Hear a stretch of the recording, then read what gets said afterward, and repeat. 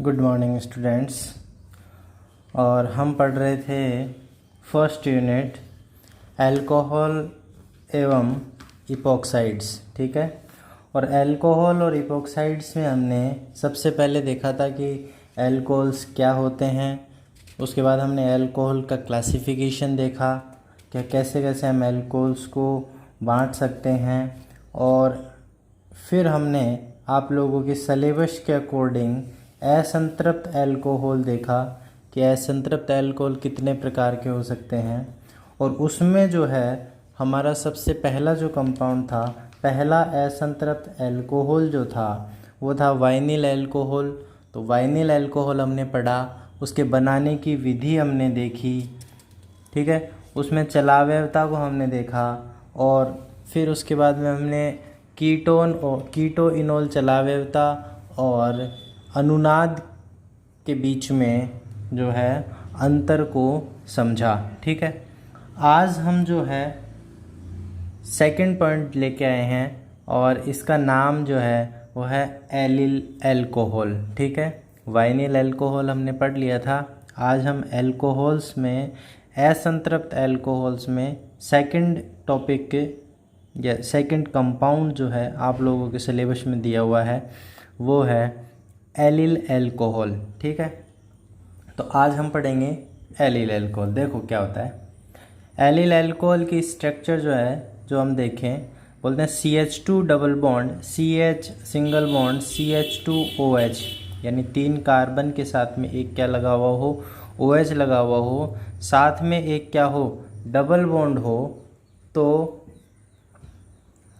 ये क्या हुआ, इसका IUPAC जो नाम है वो भी हम लिख सकते हैं 2 प्रोपीन 1 ऑल। देखो 1 2 3, यानी 2 नंबर पर क्या है, डबल बॉन्ड है, 3 कार्बन है, इसलिए 3 कार्बन के लिए जो वर्ड काम में लेते हैं वो प्रोपीन काम में लेते हैं।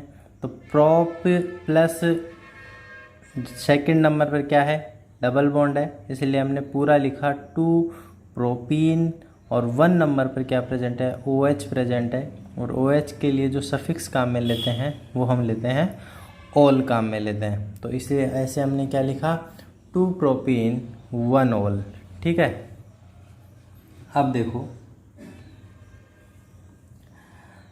हम इसकी पढ़ेंगे सबसे पहले बनाने की विधि। क्या पढ़ेंगे, बनाने की विधि। तो हम पढ़ेंगे सबसे पहले बनाने की विधियां।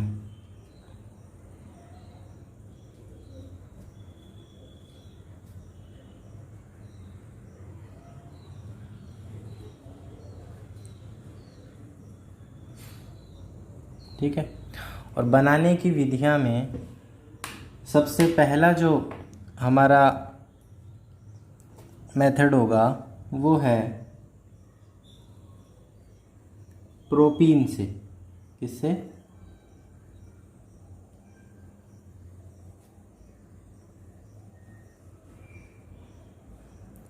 प्रोपीन से। देखो क्या कहता हूं कि अगर मैं प्रोपीन की रिएक्शन, इसकी रिएक्शन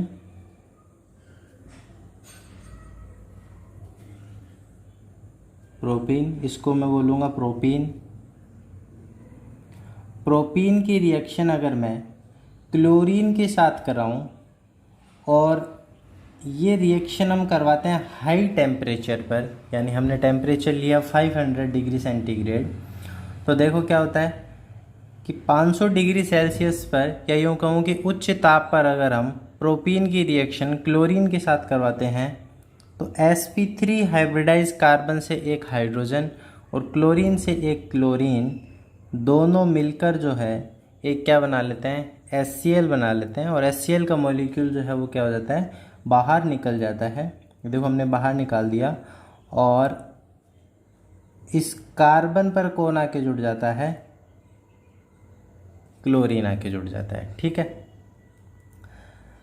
इसको हम बोलते हैं एलिल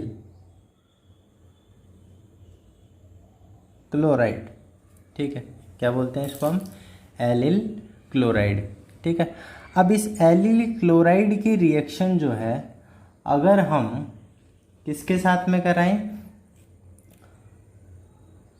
सोडियम हाइड्रोक्साइड के साथ करवाएं, और टेम्परेचर अगर हम लें 150 डिग्री सेंटीग्रेड, तो यहाँ से सोडियम और एलिल क्लोराइड का क्लोरीन दोनों मिलकर बाहर क्या निकाल देते हैं, NaCl, और क्लोरीन की जगह आके जुड़ जाता है क्या, OH, और बाहर क्या निकल जाता है, NaCl। ठीक है, तो ये बन गया हमारा एलिल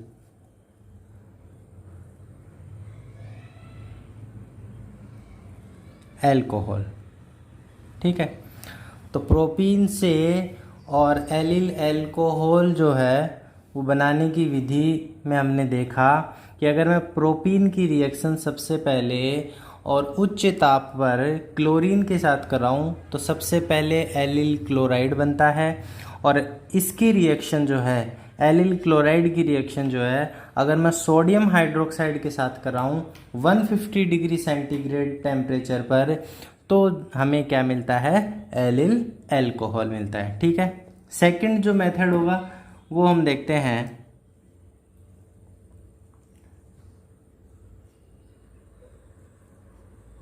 ग्लिसरॉल से।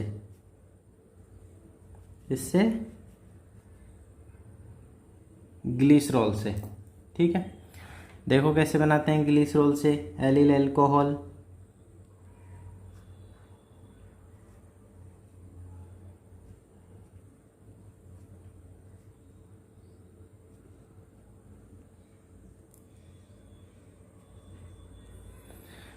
कि ग्लिसरॉल की रिएक्शन, इसकी रिएक्शन ग्लिसरॉल, इसको बोलते हैं glycerol,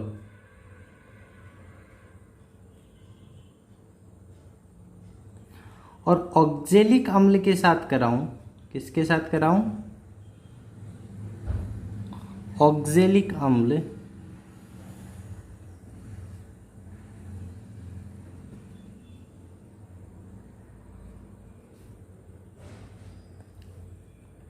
to 30 degree centigrade temperature हम लें तो यहाँ से दो H2O के मॉलिक्यूल जो है वो क्या हो जाते हैं, बाहर निकल जाते हैं। ठीक है, कैसे निकलते हैं ज़रा देखना,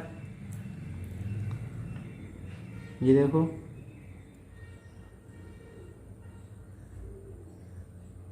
ये H, ये OH, ये H और ये OH। ठीक है, और बनता क्या है,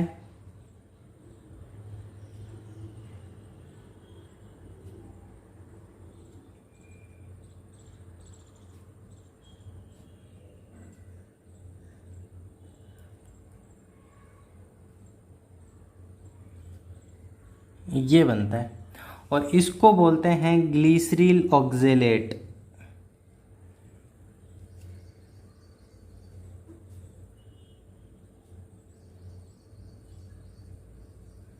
क्या बोलते हैं, ग्लिसरील ऑक्जेलेट। और ग्लिसरील ऑक्जेलेट को जब हम हीट करते हैं तो यहाँ से दो मॉलिक्यूल जो है वो किसके, CO2 के बाहर निकल जाते हैं। क्या निकल जाते हैं, दो मॉलिक्यूल CO2 के बाहर निकल जाते हैं, और इस कार्बन और इस कार्बन के बीच में क्या आ जाता है, डबल बॉन्ड आ जाता है। ठीक है, तो क्या बन जाता है,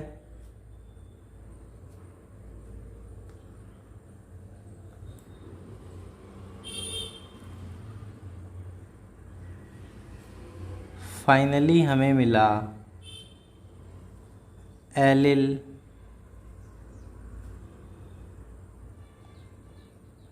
एल्कोहल।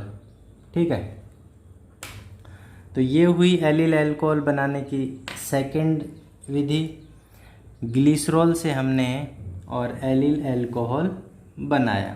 ठीक है, और थर्ड हम बात करते हैं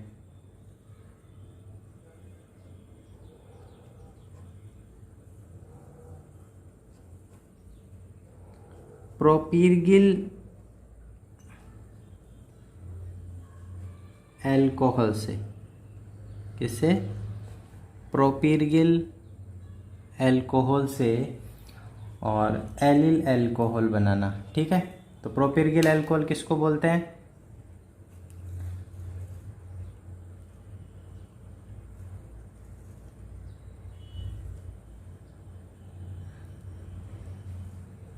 कि एलिल एल्कोहल में जहाँ डबल बॉन्ड होता है वहाँ अगर ट्रिपल बॉन्ड अगर प्रेजेंट हो तो इसको हम बोलते हैं प्रोपीरगिल एल्कोहल। क्या बोलते हैं? प्रोपीरगिल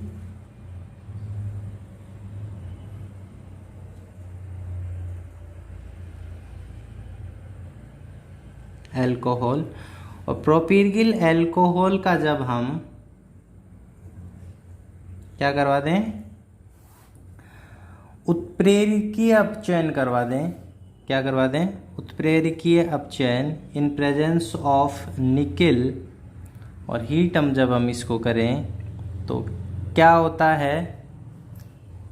कैटेलाइटिक रिडक्शन भी बोलते हैं इसको, उत्प्रेरकीय अपचयन बोल दें या चाहे कैटेलाइटिक रिडक्शन बोल दें।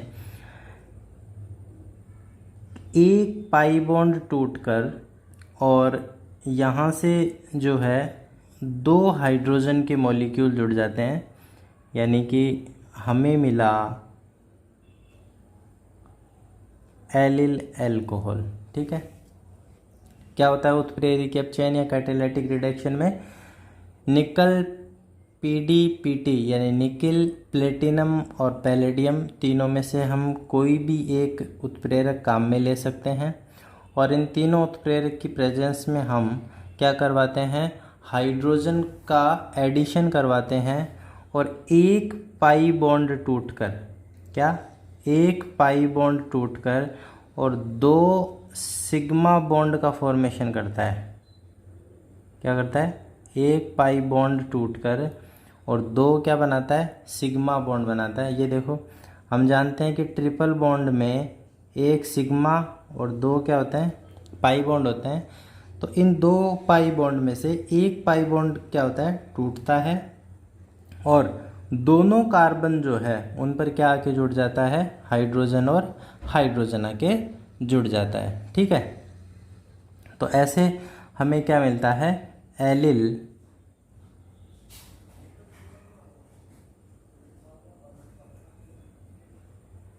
एल्कोहल। ठीक है,